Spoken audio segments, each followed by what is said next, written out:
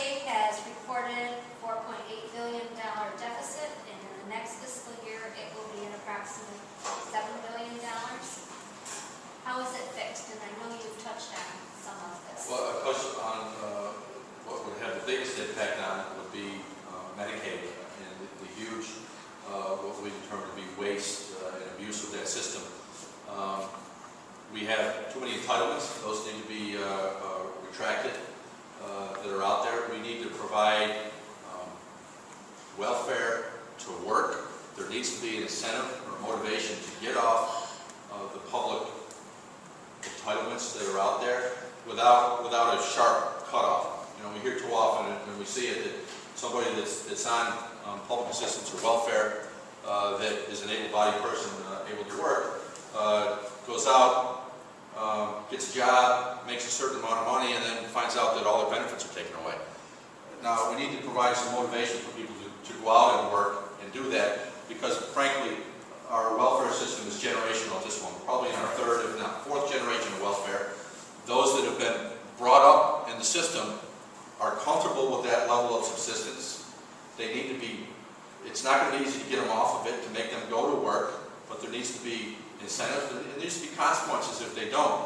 But I think it should be, the benefits should be scaled back as they improve their position and earn more, as opposed to just cutting them off and saying, okay, you're disqualified for this program now. What's the incentive to go to work to make $600 a week if you're getting $500 a week for doing nothing? You know, we need to have some incentives to do that. So I think that would help get people off of the public goals. We have too many agencies and departments doing similar functions. You know, I talked about my work in economic development. I think that's very important work that we have to do at the state to incentivize business growth and create jobs. But we have 3 separate agencies in New York State government that deal with economic development. We don't need 3. They afford to provide the same or similar functions. We can do it with less people, less overhead, less office space, and less benefits being paid. We need to balance the budget. I don't believe this year's budget that was passed is balanced. We have to have a governor that's strong, that will negotiate fairly and reasonable with the public employees unions to look for concessions. The public employees unions are under contract, so no changes can be made without doing layoffs to save money, other than looking for concessions, either in benefit packages or in the raises that they have coming. We have contracts that are 3 to 4% increases from year to year. These are not the times for that. People are losing their jobs. I was just out the other day in Hornell going door to door, where Alstom is virtually shut down out there, and 900 people laid off. I'm talking to men and women that have worked for Alstom for 20 years, 22 years, 23 years, have never been out of work. And they're collecting unemployment now, and they're scared to death on what's going to happen. We need to provide a reason and ability for economic development to spur contracts, spur economic activity, so that the Alstom plant can be productive again, can compete in the world marketplace that it competes in. And these are people that are going without work, while the public employees are continuing to get regular raises throughout 3 or 4% that it's nice to get, but it's not warranted and justified in the fiscal crisis we have ourselves in today. So tough decisions need to be made, and we need a government that's going to do it. You know, Eliot Spitzer came into office running on virtually no details whatsoever, other than he was going to change things day one. And he changed nothing.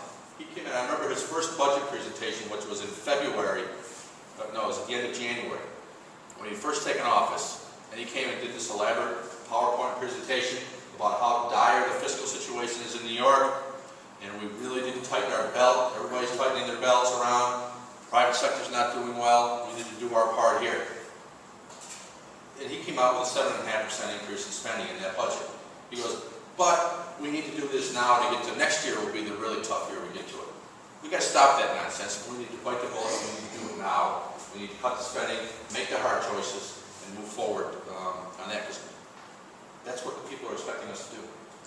Could I add to that question? Because that hits home. When I first opened, I'm also a lawyer by training. I have a law practice. I also have a property development company, a property rental company, and a real estate company that we started from scratch. And when I first opened up the law practice, I started in a cubicle no bigger than the corner of that room over there. We did a lot of law guarding work. That's when you're assigned by the court to represent kids who are going through divorces, neglect, abuse situations, things of that nature. And I remember vividly, there was an 8-year-old young boy that I represented over in the western portion of, over towards West Union, Steuben County. And I just went in and had a conversation, developed a rapport with him, and I asked him, what do you want to be when you get older? And it was clear from his response and his facial expressions that he's like, what are you talking about? And the check just, it just comes, and we just kind of stay here. He didn't say those words, but it was clear to me that he had no idea that when I was 8, I wanted to go out and conquer the world. I wanted to be an astronaut. I wanted to be a police officer. I wanted to be a fireman.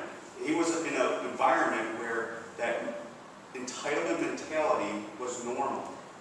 And a lot of people have come up and they say, well, you're really cold-hearted in your position when it comes to welfare reform and things like that. And I say, that's not cold-hearted. When you say what you got to do is try to...